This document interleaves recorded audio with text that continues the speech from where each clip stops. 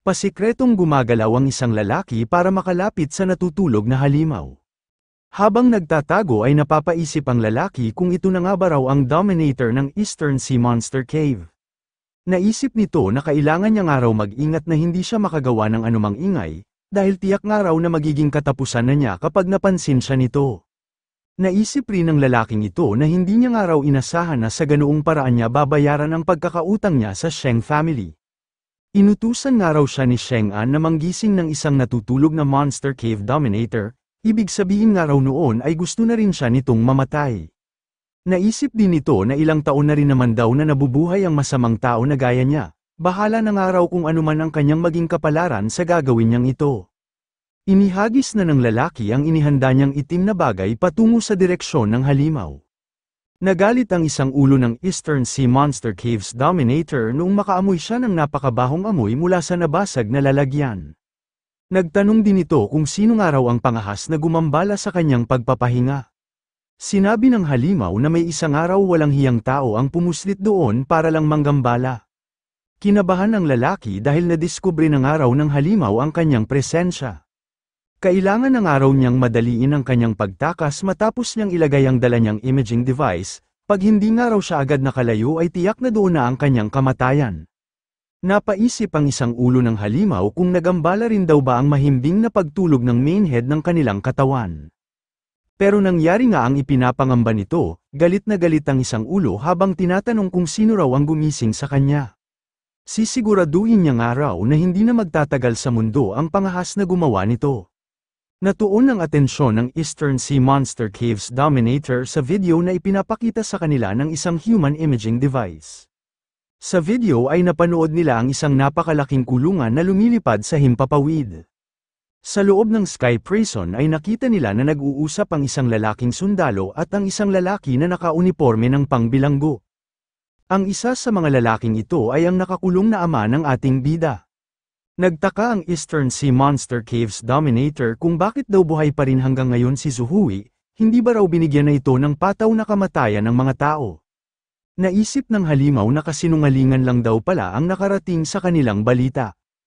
Hinding-hindi nga raw talaga nila mapapagkatiwalaan ang mga walang hiyang tao. Siya na nga lang daw ang kikilos para patayin ng personal ang walang hiyang si Zuhui. Tinawag ng Eastern Sea Monster Cave's Dominator ang lahat ng kanilang mga alagad na Monster Kings.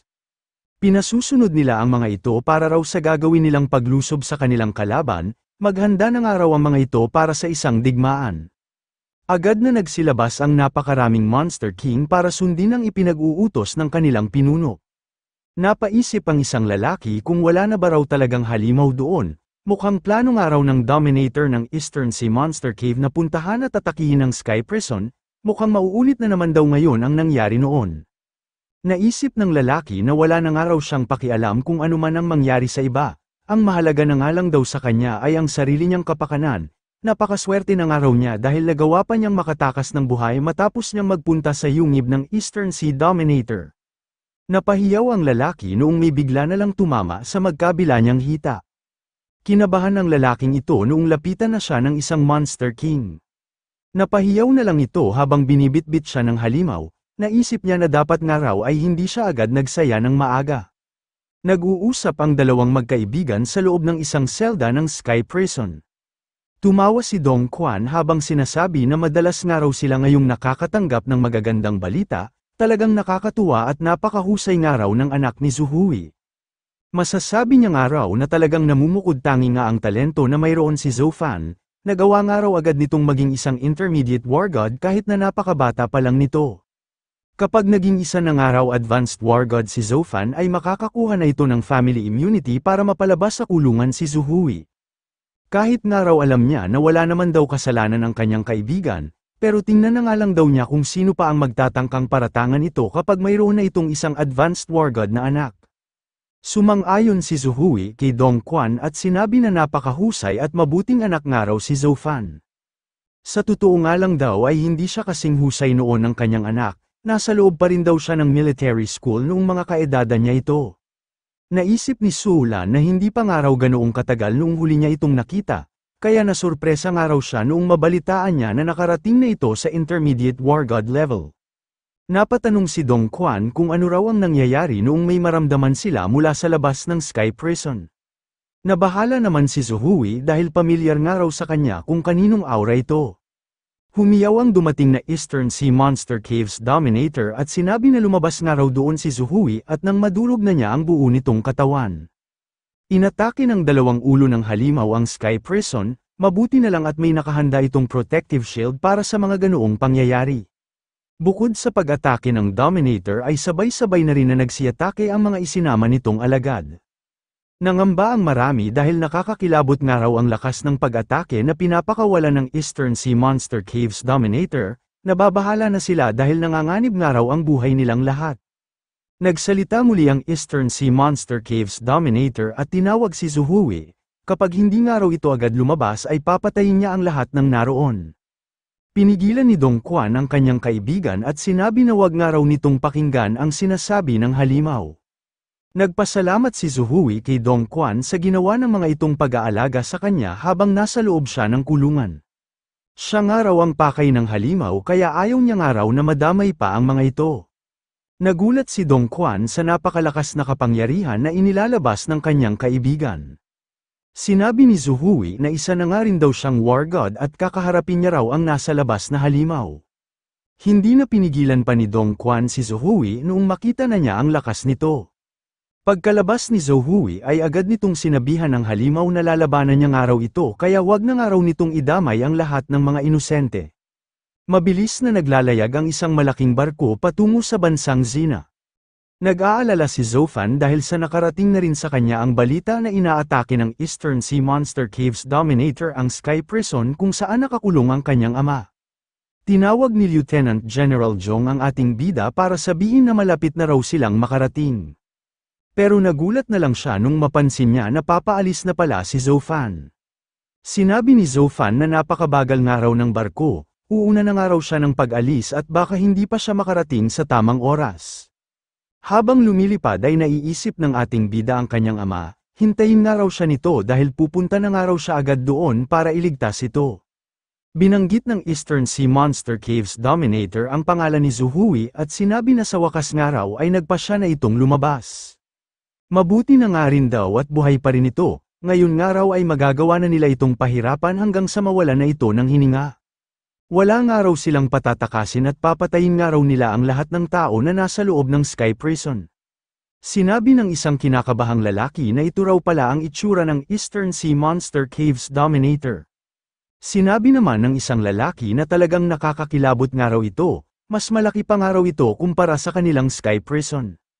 Mas lalo pa silang nabahala noong sabay-sabay na muling umatake ang napakaraming Monster King. Kailangan nga raw nilang maging handa sa kahit na anumang posibleng mangyari. Nag-alala ang lahat noong makita nila na malapit nang mabasag ang protective shield ng sinasakyan nilang Sky Prison. Sinabi ni Dong Quan na ang highest defense nga raw ng kanilang Sky Prison ay kayang tumagal sa pag-atake ng mga Monster King level. Pero hindi nga raw talaga nito kakayanin kapag ganoon karaming Monster King ang sabay-sabay na umatake. Noong tuluyan ang nabasag ang harang ng Sky Prison ay doon na kumilos si Zuhui. Nagpakawala siya ng isang napakalakas na suntok na siyang nagtaboy sa napakaraming Monster King. Nagulat si Sulan sa lakas ng kapangyarihan na pinakawalan ni Zuhui. Kasalukuyan ngayong gamit ni Zuhui ang kanyang War God territory na nasa anyo ng isang malaking tigre. Namangha ang lahat noong makita nila ang pakikipaglaban ng dating commander. Sinabi ni Dong Quan na nakakamangha nga raw na naitaboy agad ni Zuhui ang napakaraming Monster King gamit lamang ang isang pag-atake. Mukhang matagal na panahon na nga raw pala itong nakatungtong sa War God realm. Inilihim nga lang daw nito sa lahat ang totoong level ng kanyang lakas. Pero maliit pa rin daw ang pag-asa nitong manalo lalo na't isang Dominator level monster ang kinakalaban niya ngayon. Sinabihan ni Zuhui ang Eastern Sea Dominator nang wag na nga raw itong mandamay ng iba dahil laban lang naman daw ito sa pagitan nilang dalawa. Karamihan nga raw sa mga taong sakay sa Sky Prison ay kaibigan din ng kanyang asawa noong nabubuhay pa ito. Siguro naman daw ay ayaw ng halimaw na ito na makaramdam pa ng dagdag na kalungkutan ang yumaong si Sheng Jing. Bahagyang natigilan ng Eastern Sea Monster Caves Dominator matapos nitong marinig ang sinabi ni Zuhui. Nagtaka ang isang lalaki kung bakit bigla na lang daw nagsilayo ang mga flying monsters na kanina lang ay umaatake sa kanila.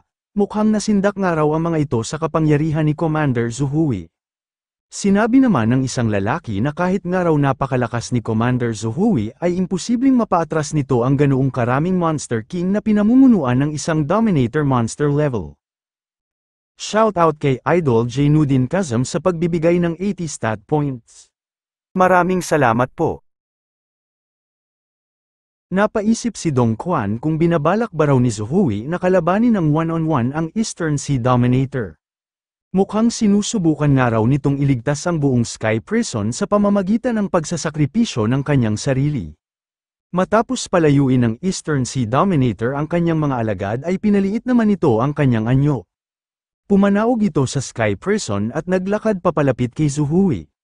Sinabi ng halimaw na dahil nga raw nagkusa na si Zuhui na i-offer ang sarili nito, hindi na nga raw siya interesado na kuhanin pa ang buhay ng ibang mga walang kwentang tao.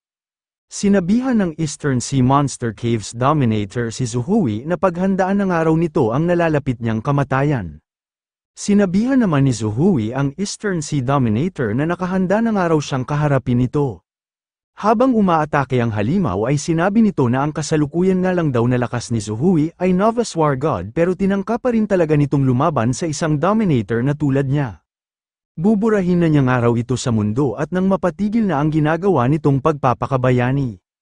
Hindi naman nagpatinag si Zuhui at inihanda na rin ang kanyang sarili para sa gagawin niyang pag-atake. Walang takot niyang sinalubong ang pag-atake ng papalapit sa kanyang halimaw.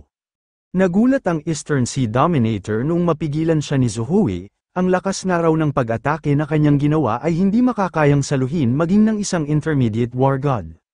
Sinabihan ni Zuhui ang halimaw na wag nga raw agad itong masurpresa dahil nagsisimula pa nga lang daw sila. Ito naman daw ngayon ang humanda para subukang pigilan ang gagawin niyang pag-atake. Tumilapon papalayo ang Eastern Sea Dominator matapos itong matamaan ni Zuhui. Nagulat ang halimaw dahil hindi nito inasahan na napakalakas pala ng matatanggap niyang pag-atake. Namangha ang isang sundalo na sakay sa Sky Prison sa lakas na pinakita ni Commander Zuhui, napatalsik nga raw nito ng napakalayo ang kalaban nitong halimaw gamit lamang ang kanyang suntok. Sinabi naman ng isang sundalo na siguro nga raw ay nakarating na rin sa Advanced War God ang lakas ni Commander Zuhui kaya nagagawa nitong makipagsabayan sa isang Dominator. Pero kung isa na nga raw itong Advanced War God, bakit nga raw nananatili pa rin ito sa loob ng Sky Prison? Sinabihan ni Dong Quan ang kanilang mga miyembro na isa lang daw talagang Novice War God si Zuhui. Ang dahilan daw kung bakit nagagawa nitong mapatalsik ang Eastern Sea Dominator ay nang dahil sa ang War God Realm nito ay kakaiba kumpara sa ibang normal na War God Realm. Nagtanong naman si Su Lan kung ano raw ang ibig sabihin ng mga sinabi ni Dong Quan.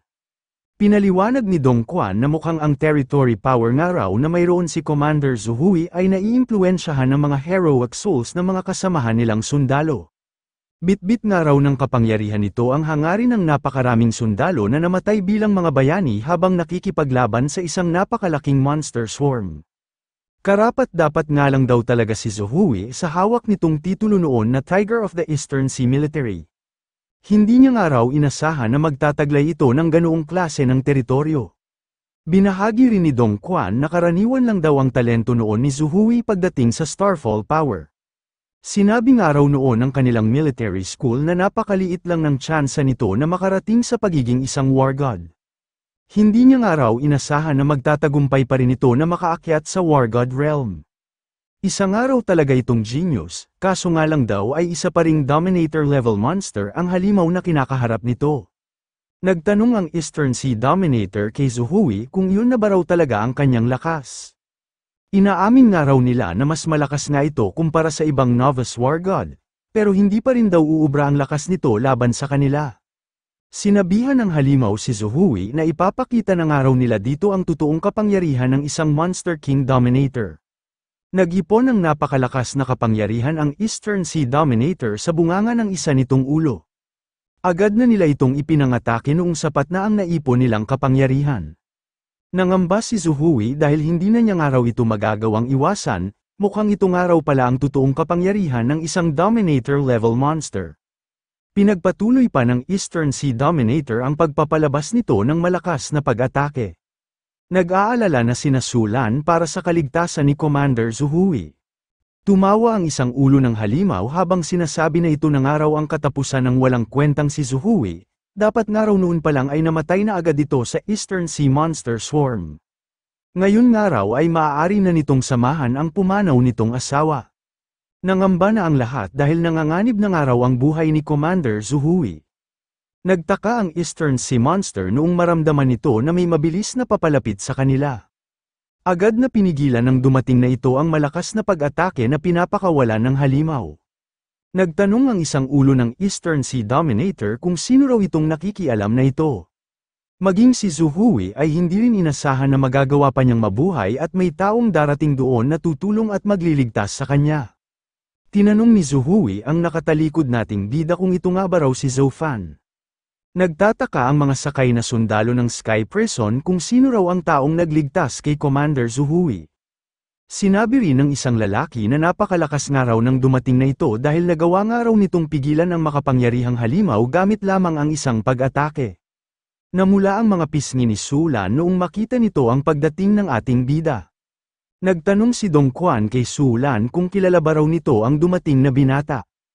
Agad namang sumagot si Sulan na ito nga raw si Zofan at nakita na nga raw nila ito noon. Hindi makapaniwala si Dong Quan na si Zofan raw pala ang dumating na ito.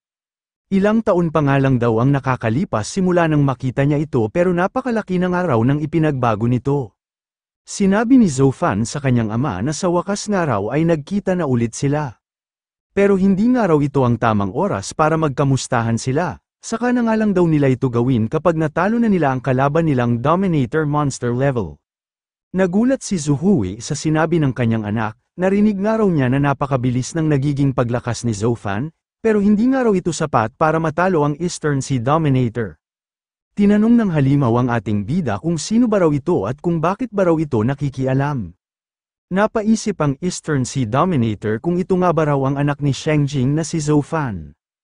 Hindi naman pinansin ng ating bida ang pagtatanong ng halimaw, tama na nga raw ang pagsatsat at umpisahan na agad nila ito. Nagtaka si Zofan kung bakit hindi gumagalaw ang Eastern Sea Dominator, parang malalim nga raw ang iniisip nito. Bigla na lang nagwala ang halimaw habang iniisip na bakit nga raw buhay pa rin hanggang ngayon ang anak ni Shengjing, bakit nga raw ito lang ang tanging namatay. Habang nagpapakawala ng malakas na kapangyarihan ang Eastern Sea Monster ay naisip nito na kasalanan nga raw ni Zuhui ang lahat ng nangyari. Magkasabay na niya nga lang daw papatayin ang mag-amang ito. Nag-alala si Sulan para sa ating bida noong makita nito ang muling pag-atake ng halimaw. Nanunood ang taong may pakana ng lahat sa loob ng isang kwarto. Naisip ni Sheng An na hindi niya nga raw inasahan na darating doon ang batang si Zofan para iligtas si Zuhui. Talagang malapit nga raw sa isa't isa ang mag-amang ito. Pero pabor nga raw sa kanya ang pangyayaring ito, hindi na niya nga raw kailangang mag-isip kung ano ang gagawin niya kay Zofan matapos mamatay ni Zuhui. Mabuti nga raw at sabay nang mamamatay ang mag-amang ito sa mga kamay ng Eastern Sea Dominator. Kapag namatay na nga raw ang dalawang ito ay maglalaho na rin ang lahat ng ebidensya ng mga nagawa niyang kasalanan. Wala na nga raw siyang puproblemahin pa sa sandaling masawi na ang mga ito. Kapag nangyari nga raw yun ay magagawa na niyang mapagharian ang kanilang bansa. Sinabihan ni Zuhui ang kanyang anak na kailangan daw nitong umiwas. Hindi naman nakinig si Zofan, bagkus ay naglabas din ito ng malakas na kapangyarihan. Tumama ang dalawang pag-atake na pinakawalan ng Eastern Sea Dominator sa posisyon kung saan nakatayo ang ating bida. Nag-alala si Zuhui dahil ayaw nga raw siyang pakinggan ng kanyang anak. Balak nga raw nitong labanan ng harapan ang Eastern Sea Dominator. Sinabi ni Dong Quan na may pagkamayabang nga raw ang binatang ito, nagagawa pa nga rin daw nitong magyabang kahit na napapalaban na ito sa isang Dominator-level monster. Naiinis man si Dong Quan sa ginawa ng ating bida pero pinapanalangin pa rin niya na sana nga raw ay ayos lang ito. Nasiyahan ng Eastern Sea Dominator habang sinasabi na nararapat nga lang daw na mamatay ang mayabang na gaya ng ating bida. Naisip rin ng halimaw na maganda na nga raw na mamatay si Zofan para hindi na malungkot pa ng mag-isa si Shengjing, ngayon nga raw ay makakasama na nito ang kanyang anak.